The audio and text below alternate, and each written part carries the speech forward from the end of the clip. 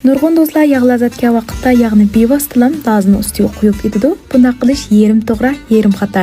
Bugun bizning oydagi cho'nglarning 15 yillik yog'ni azatish retsepti bo'yicha o'xshatib yog'ni azatish usulini sizlarga o'rgatib qo'yay. Buni har xil sovuq saylarni qilgan vaqt ishlasanglarmi va yoki oilada har qanday tomoq silib yeydigan bo'lsanglarmi, ta'mi va shipayt bo'ldi. Qiynab sizlarmigini o'ylanglar, hammamiz birlikda o'ynaylik. Gitarlik materiallardan yirikrak so'qilgan ochiq uvoq lazdan cho'ng bir piyola, atgan lazning rangini chiroyli, ta'mizli qildiganga o'ndek so'qilgan uvoq lazdan cho'ng bir chin tayyorlab olamiz. Undan keyin bir qo'shiq tuz, bir qo'shiq atrofida samsaq talqin berib yaxshi aralashtirib olamiz. Undan keyin yarim piyoladek ochiq suv quyib lazini namlab olamiz. Lazini ochiq suv bilan namlab olganda mizlik ham yeyishlik qilgandan sirt, lazining kuyib ketishining oldini olib bo'ldi. Endi atgan lazda kam bo'lsa bo'lmaydigan xasing meg'zi, kunjut, ezib olgan samsaqlardan bir piyoladan tayyorlab olamiz. Endi atgan lazimizning mening puroqlik ham yeyishlik tushish uchun ekran yezib qo'ygan materiallarni muvofiq tayyorlab olamiz. Endi qozonga ko'proq moy qo'yib, moy suvi qalat bilan tayyorlab olgan dori-darmak va materiallarni silib, o'tirhal o'tda mizlik purqini moyga chiqarish uchun asta zalab materiallar ko'rsatilgandek sariq holatga kelgandan keyin paka suzib elib etamiz. Orqadan mayning temperaturasini ozroq o'rtib olgandan keyin samsaq bilan kunjutni moyga solamiz.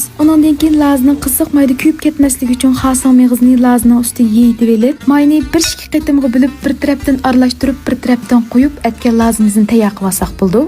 Malazning mizlik purqi sizlarga purdimi do'stlar, ajoyib mizlik purab ketdi ya. Ammo manandek laz etib nan bilan yapqanmanglar, uyga laz bilan nan to'shmaslan bo'lib ketadi juma.